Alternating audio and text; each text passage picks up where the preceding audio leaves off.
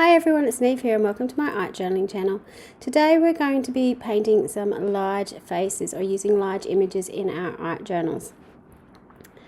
A bit of a wonky thing there. I thought I had my video on and I didn't to begin with, so I do apologise for that. So I started off on this page with lots and lots of pastel colours, which really aren't my thing if you followed this channel for a while, but I thought I'd push myself outside my boundaries and I thought I'd do a really lovely pastel-y page for this one. As you can see from the clips and from the end shot, it didn't end up this way, but this is how we started. So I had this flourish stencil, which I love. And again, I'm going over, keeping with the pastel colours. So this, I think, is the aloe. They're all the Dina Wakley pastel colours in the background. And just sort of making something very, very soft in the background. I think I had an idea when I was doing this, but I really can't remember what it was because it really didn't work in the end anyway. So I don't know what I was thinking. I think I was just trying to challenge myself to do something that I don't usually do. And then I ended up doing something that I do all the time. So that's the way it works. But it's good to try and push yourself out of your comfort zone occasionally. And, you know, sometimes it works and sometimes it doesn't. So that's where we're going with that one. I did know that I wanted to put a bigger face on this. So this is a face that I drew for one of the classes I've done. You'll find the description box to my classes below. I've actually got a class on drawing faces and using large faces in your art journal. And I printed the image onto some tissue paper through my laser printer. So that was an eye-opener to me that I could do that. So the sky's the limit. Sort of, you can print stuff onto your tissue paper and add it into your art journals yourself, which is awesome. So this is a technique that I've sort of been playing around with for a bit from instruction from Dina Wakley, watching some of her free demos, and it's just opened my eyes to how to paint or be freer with how I paint. So very unusually for me, you can see I'm actually putting out some colours of paint beforehand. I'm putting out a random mix of colours. So I've got the lemon,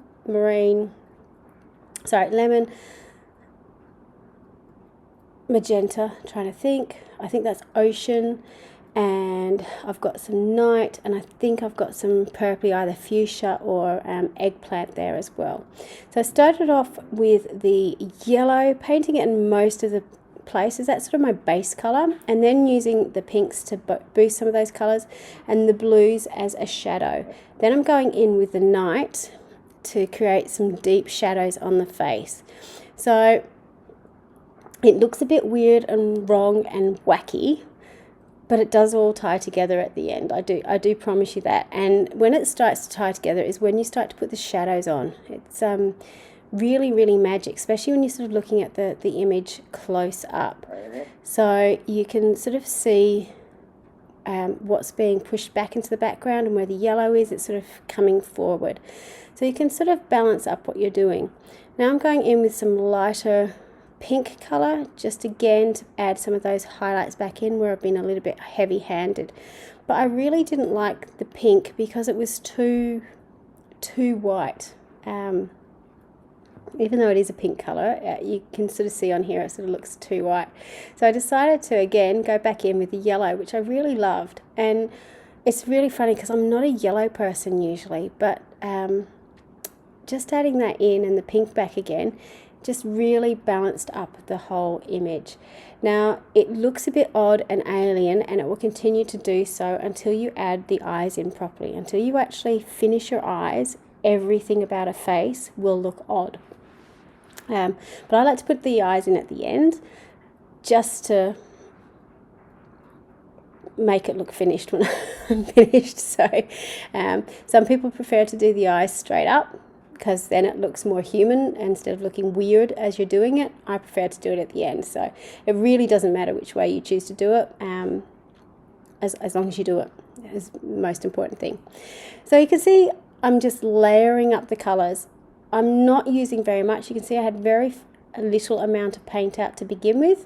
I'm also using my finger to help blend. I find that you know, I'm still learning with paintbrushes, and sometimes when I want soft blends, I find it much easier to do with my finger than I do with a paintbrush. So then I'm going in with a white paint pen to add in the whites of my eye and the catch lights, and now I'm going in to paint my iris, and you can sort of see now I've got a focal image on my page, and it sort of brought the whole image to life a little bit.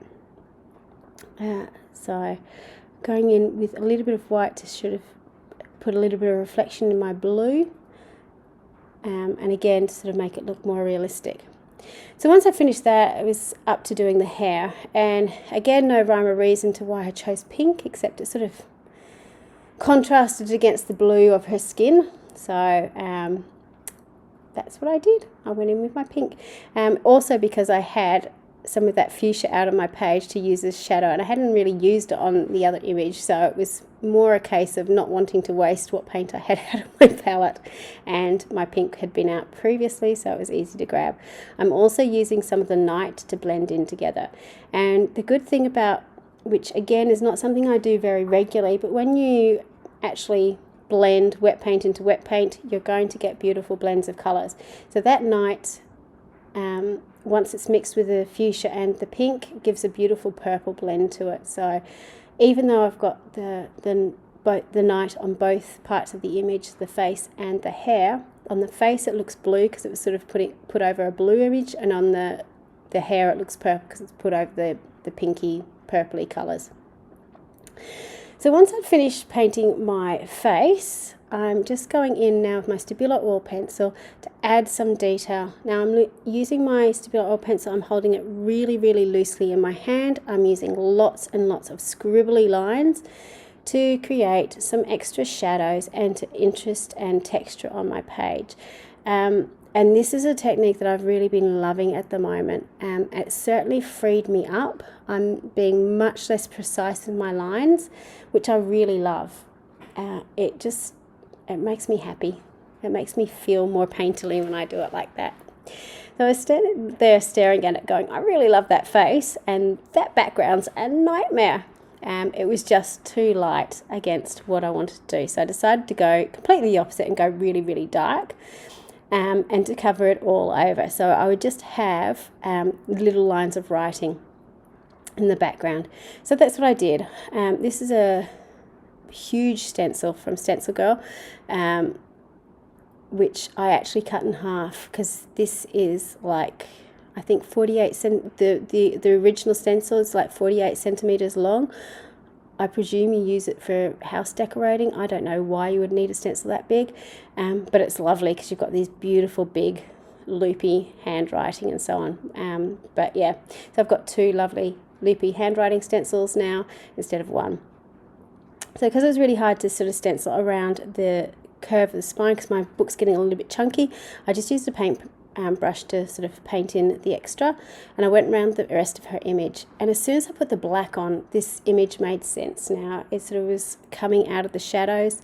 It looked more balanced than having that really light colour in the background. Because I put out way too much black paint, it goes straight into my used up journal for another project at another time. So there's a background already ready to go, and because I'm really messy, I'm cleaning up as I go along so I don't put my journal into my black paint.